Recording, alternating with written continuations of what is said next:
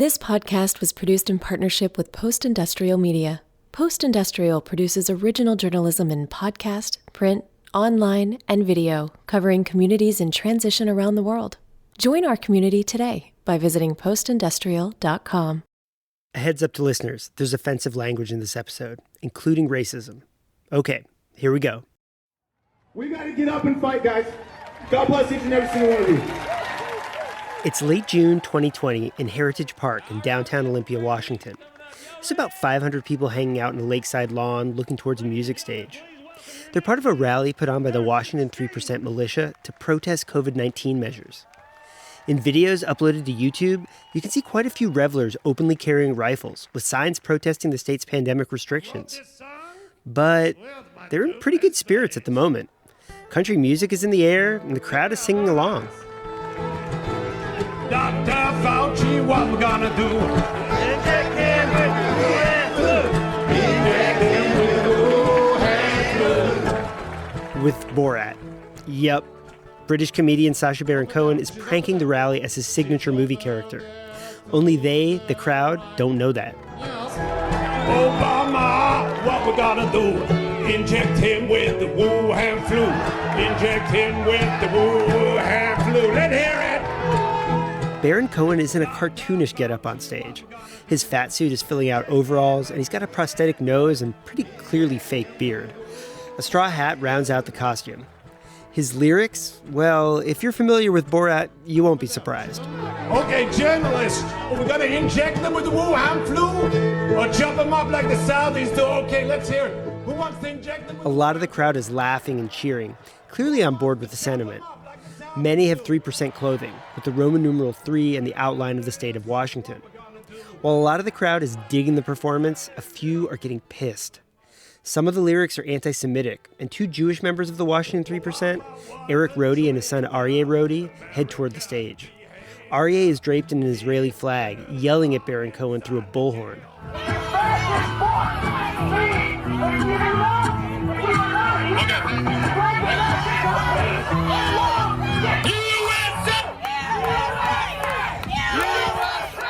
The comedian is also Jewish, but the Roadies don't know it's him and that they're being pranked. Off camera, the founder of the Washington 3%, Matt Marshall, is also pissed. He now knows he's being pranked, and he suspects Borat is on his stage. He's trying desperately to cut the mic, but he's running into a surprising roadblock, as he explained later to the crowd. We had about 50 security protecting our artists up here today, all right? Those security turned on us when that song turned racist. They wouldn't let us in. They wouldn't let us cut the generator. We had to forcefully push our way by them to clear the stage. Baron Cohen hatched this elaborate prank on the militia for his Borat sequel, entitled Borat, Subsequent Movie Film. In the outtakes, you see the scene go from funny to scary. Baron Cohen hurries off the stage as the audience gets angrier. Video he shared with late-night host Stephen Colbert shows cops clearing an angry crowd so Baron Cohen and his crew can leave. They escape in a waiting ambulance. At one point, someone opens the ambulance door trying to get in. Baron Cohen looks scared. Drive. Go. Baron Cohen later said one guy who rushed the stage reached for a holstered gun, but was stopped when a security guard grabbed his arm. That's pretty hard to verify or refute. But the prank was a blow to the militia. You can hear the anger from Marshall when he regains the stage. We don't support anything that was up there being said. I just want to let you all know that this is a conservative event. We believe in the Second Amendment, and we believe in equal rights for all, and we do not discriminate for any reason, and that man is not welcome with us. Marshall seemed sincerely offended, but clearly a lot of his supporters weren't so bothered by the lyrics, at least before they found out they were the butt of the joke. Obviously, depending on your perspective, Baron Cohen's prank might be hilarious or deeply offensive. When I saw it, I wasn't so interested in that part. I wondered, why was this militia even on the radar of a famous British comedian? That's because Baron Cohen knew what I didn't yet. The Washington 3% was pulling off a quiet but effective campaign to increase their influence in rural communities. So I went to Washington State to find out more.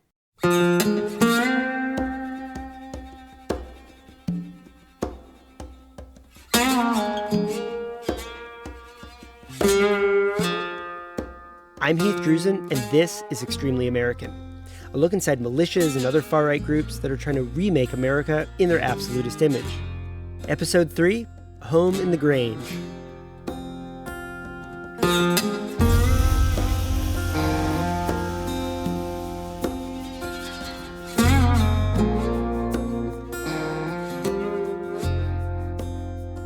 That Washington 3%ers campaign was going on all around the state.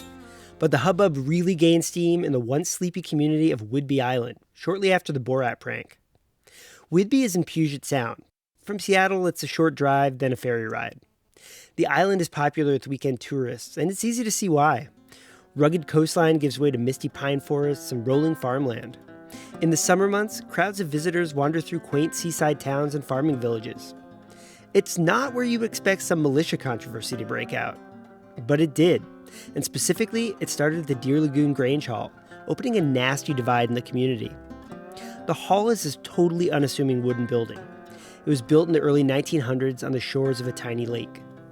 In case you're not familiar with Grange halls, let me give you a quick explanation. I had to look it up. They're these kind of traditional agricultural associations. Nowadays, they're often community meeting places, usually in rural areas. The kind of place where you might enter a quilting competition or check out your neighbor's slideshow of their big trip. Maybe you'd go there to see some local art. But not something like this. Are you guys going to kneel to a tyrant? No! Will you stand for God? Yes! USA! USA! USA! This is not a quilting competition. It's a militia rally.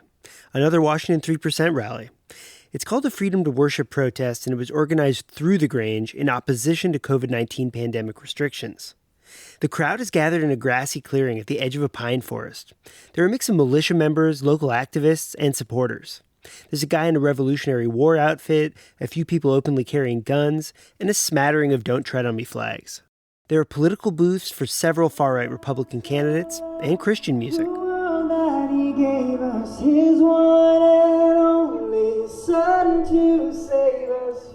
The Washington 3%'s Whidbey Island leader, Eric Rohde, kicks it off.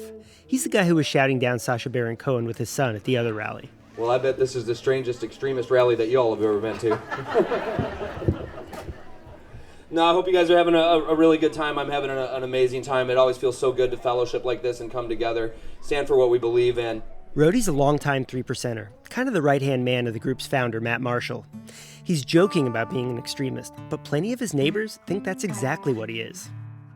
A lot of people on the island were already alarmed about the increasing influence of the Washington 3% in the local GOP and their efforts to resist COVID-19 pandemic measures. This rally sent them over the edge. High school student activists mobilized to advocate for the progressive school policies 3%ers and their allies were protesting. And a group of progressive-minded islanders created a group called Solidarity Over Supremacy, specifically to push back against the 3%. Rohde hates the supremacy part of the name, and its implication that his group is bigoted. It's a hard thing to be called a Nazi as a Jewish man. And I think it's designed to try to get me to abandon, deeply held principles that I have. He and Marshall also hate being called a militia. I think that's in part because it provokes a strong response from would-be liberals and moderate Republicans. Here's how Rohde described his group and himself to me.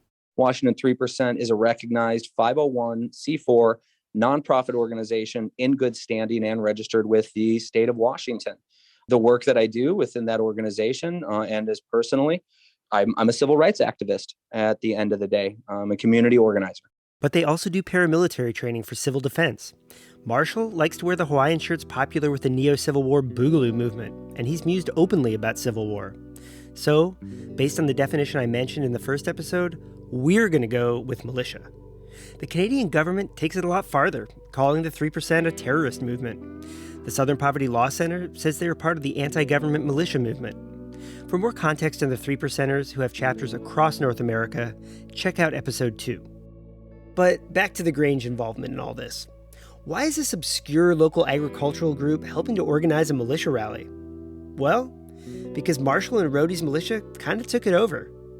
Rohde quietly started recruiting 3%ers and other allies to join the Grange. And it worked. A Washington State Grange newsletter announcing new members back in spring 2021 showed that. Most chapters list 1 or 2 new names. The Deer Lagoon Grange lists 31. the militia and its allies started using the Grange as a gathering place. Not just for the rally, but also survivalist classes, even training on how to treat gunshot wounds. The Grange calendar of events started filling up with movies made by far-right activists and classes teaching fringe theories of the Constitution. Rhodey welcomes this kind of right-wing organizing, as he told the local conservative radio show.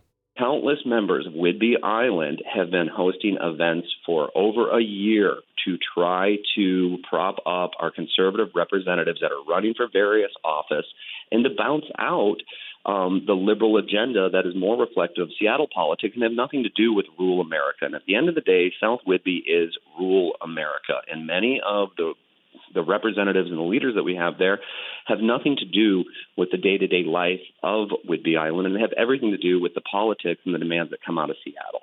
Okay, you still might be wondering why I'm telling you about intrigue at a local ag association. It's because this is a small example of a national trend. Militias and other far-right groups are targeting local elections and associations that most people don't pay attention to. Rhodey lays out the strategy later in the radio interview. Eric Rhodey, tell me what the 3% signifies. The 3%, I think it's been debunked, but it's a good name. It refers to the 3% of the colonists that agreed to fight in our Revolutionary War versus the vast majority that just said, well, as long as no trouble comes my way, it doesn't really matter if I'm serving a president or a king. The 3% represents those individuals that are willing to get active to preserve our republic. What it has to do with is registering to become a PCO. That's a precinct committee officer, a local representative for either the Republican or Democratic Party.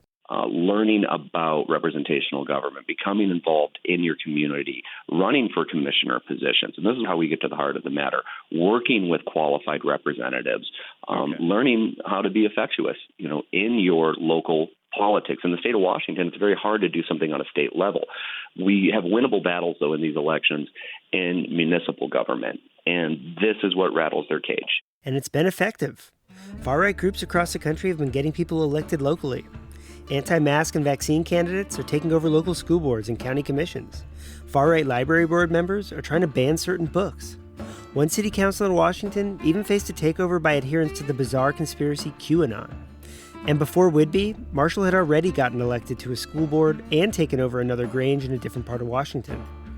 And that's why the Washington 3% caught the eye of a British comedian keen to shine a light on American controversy. He saw the group making inroads, even before a lot of people on Whidbey Island did.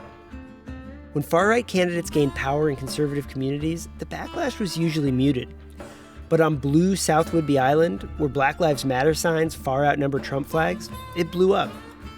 Maybe it was because of this outcry that Rhodey started trying to distance the 3% from what was happening. In an interview with me, Rhodey made it sound like he had nothing to do with the Grange. That's a false narrative that's out there. I've never been a member of the Grange. I'm not a member of the board over there. But the Grange obviously did have something to do with the rally that I went to. Well, the Grange is a venue that was available to be rented so that we could meet and plan where we were going to have our event at. But that's not the whole story. According to the Washington State Grange newsletter from April 2021, Eric did join in the spring, along with his wife and 2 sons. In a follow-up message, Rhodey said he and his family intended to join, but never completed the process. I reached out multiple times to the Deer Lagoon Grange master, but never got a response. It's also clear that Rhodey did organize that campaign to recruit like-minded members to the Grange. And that is according to, Eric Rhodey. He told the Seattle Times back in March, quote, "I am encouraging people to join the Grange. We encourage our members to be involved in the community." Whatever he says now, a lot of Rhodey's neighbors saw his takeover of the Grange and started to mobilize. So they not only organized that anti-extremist group called Solidarity Over Supremacy, but students also started organizing in the schools. They demanded changes at the local high school and got what they asked for. The school has been taking actions in response to work that me and other students in a group called United Student Leaders have done to change our education, like having comprehensive sex education and having them put up a Black Lives Matter banner, and other changes like adding ethnic studies class and environmental science class. That's Jackson Murphy, a 16-year-old junior at South Whidbey High School and a leader of the student group United Student Leaders. Jackson is Black and gay and says he was motivated by personal experiences. I personally have experienced a lot of racism and homophobia at the school and in the community. I know a lot of friends who have as well. And I'm really making these changes for everyone who comes after me. Like, these changes aren't going to be finished when I graduate, but I hope that for everyone who else who goes through this school and lives in this community, it can be better. A lot of parents and community members cheered the student efforts, including Jackson's mom, Amanda Murphy. I am just so proud of him and the other kids and what they've been able to accomplish. Music educator for all ages. There's a lot of kids that love her. On July 4th weekend, 2021, I attended a very different rally than the militia protest. In fact, it was an anti-militia rally in South Whidbey's largest town, Langley. Hello, everyone. Check 1, 2. Can you hear me okay? Hello, hello. There's about 100 people there, which is a pretty good turnout for a town of less than 1,200 residents. My name is Scott Chaplin. I'm the new mayor of Langley. And on behalf of the city, as my official role here, I have the honor of welcoming you all and saying that we are here because we love our community. We value inclusion, safety, and democracy. Racism and division of the right-wing militias really has no place in our community. As you heard from the mayor, this is not a holiday weekend barbecue. It's organized by that group, Solidarity Over Supremacy. And it's a protest against the Washington 3%. And quite a few of the small town's elected officials have come in support. There's music, on the shore of the speakers. It's been a rough 16 months. Actually, it's been a rough 5 years. Actually, it's been a rough 400 years. It's been a rough 600 years. And there are boos and heckling from a nearby bar balcony. There's also a guy in an American flag hat, scowling at rally-goers from the back of the crowd, pointing his phone at the rally, apparently filming it. This rally, though, it's pretty mellow compared to some of the other recent showdowns on the island.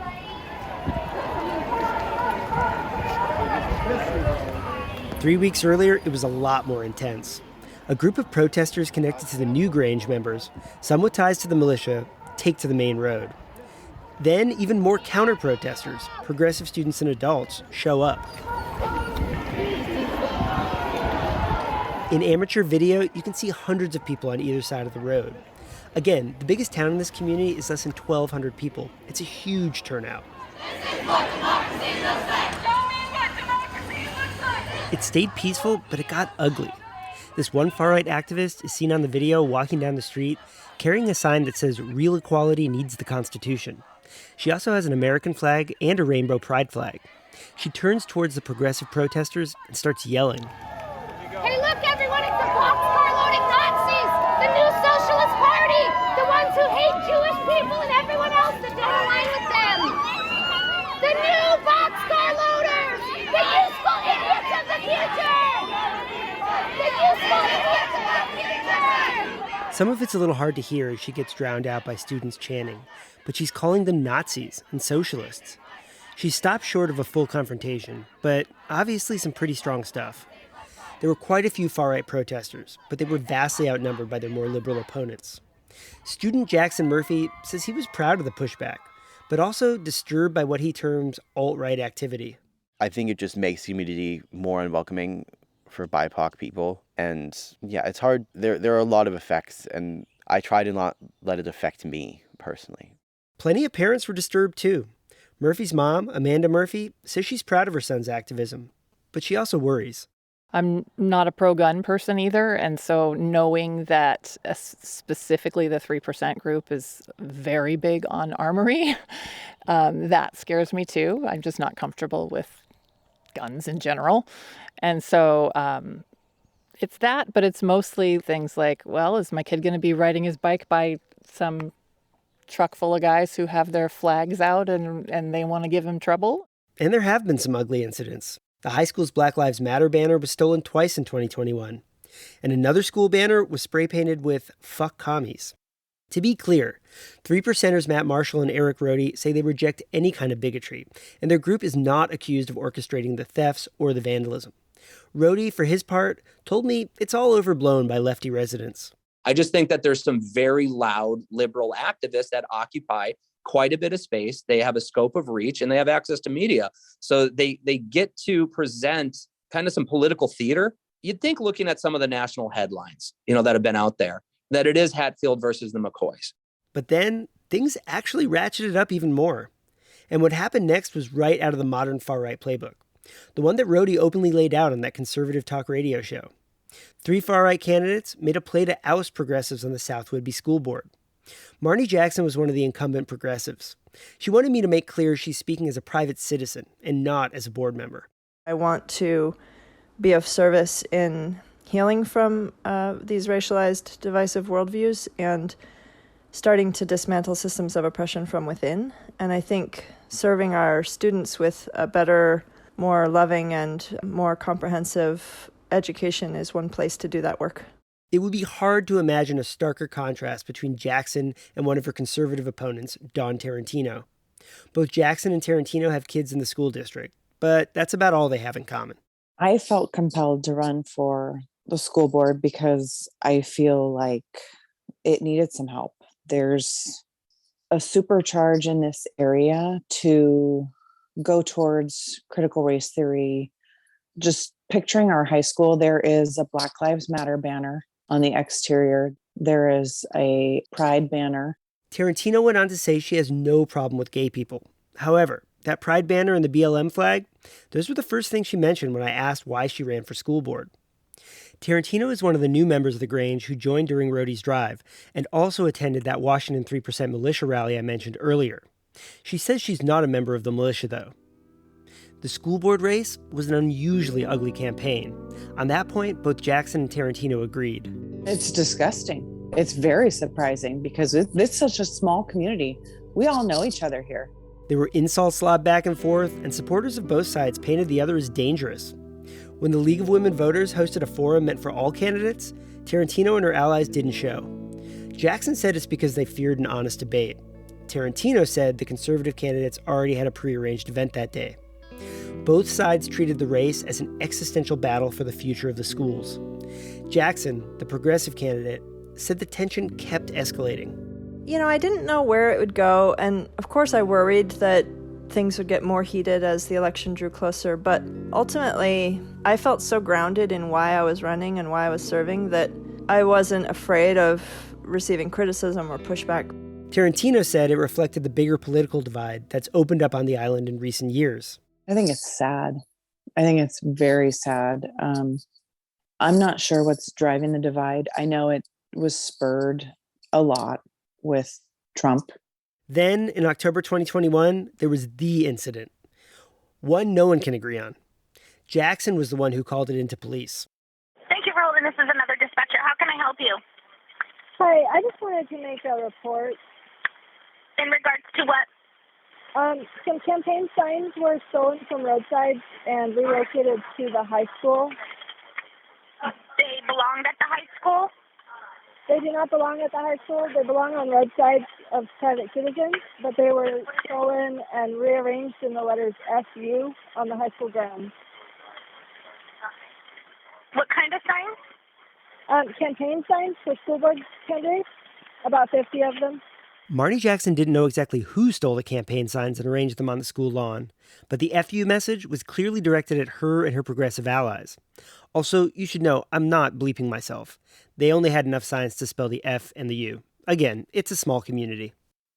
All the candidates publicly condemned the incident. Both political camps blame each other for what happened, and both sides deny they had anything to do with it. Here's Jackson, the progressive school board candidate, who for her part says she was cleaning her mule's stall when the sign vandalism took place. That act really sort of exemplified the kind of low blow that I don't think is appropriate in a political context.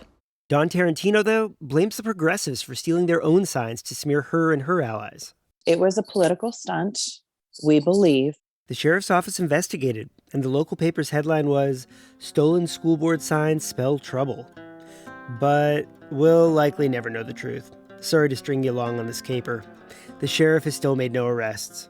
But the small town whodunit kind of underscored the stakes both sides saw in an election that normally would be pretty low-key. When I was on the island during the campaign, there was real concern among progressives that they might lose the majority. They were worried recent initiatives from students like Jackson Murphy would be rolled back. And the far-right folks, they thought they had a chance. But on South Whidbey, the school board effort is where perhaps the 3%ers and their allies ran into the limits of their campaign. Despite Eric Rohde's earlier claims about rural America's inherent conservatism, the far-right message just didn't hit home there. On November 2nd, 2021, voters on Whidbey Island went to the polls in record numbers for an off-year election. And the far-right candidates got crushed. Jackson and her allies won. Tarantino's slate lost. The Grange takeover, it might have motivated people, but not necessarily the people the Washington 3% were hoping to mobilize. A month later, Tarantino still seemed pretty deflated. Very disappointed. Very disappointed. Not sure exactly how it happened.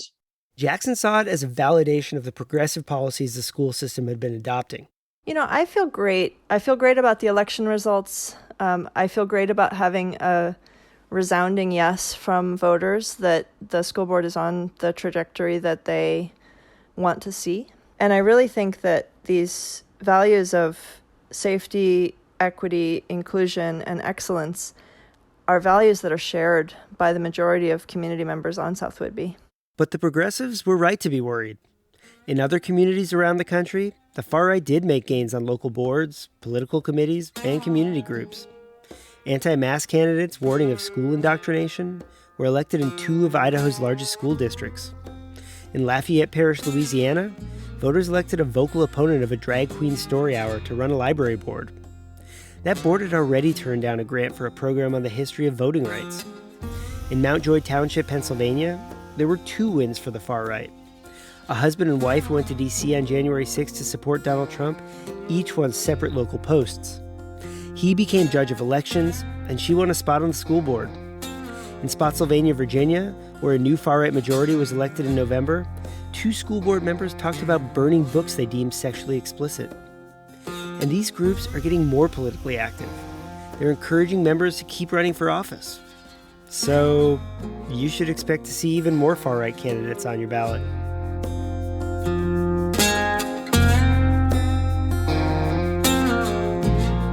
Next time on Extremely American, we head to Michigan, the cradle of the modern militia movement. We have due process. Well, I mean, if they came to my door and I knew that I wasn't going to get due process and I knew they were going to come with the intent to kill me, I would have to fight back. I'd rather not do it by myself, and voila, militia. How the militia movement took off, faltered, and is now gaining steam again. Extremely American was created by me, Keith Drusen. Story editing by Morgan Springer. Mixing and sound engineering by James Dawson. Original music by Micah Huang. Additional music from Artlist. Kim Palmero is editor-in-chief and CEO of Post-Industrial Media. Thanks also to Boise State Public Radio, the exclusive public radio sponsor for this podcast. I hope you'll take a second to rate and review this podcast on whatever app you're using to listen. It helps other people find us. This podcast is made possible through the Kendeda Fund. Learn more at kendeda.org and from the Joyce Foundation, joycefdn.org, with support from the Forbes Funds at forbesfunds.org. For photos from this series and some companion articles, head over to postindustrial.com.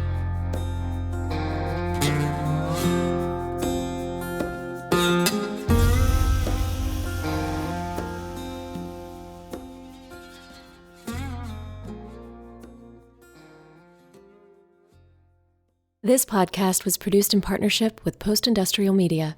Post-Industrial covers people, culture, and ideas for post-industrial communities around the world. Visit postindustrial.com to learn how you can join the post-industrial community.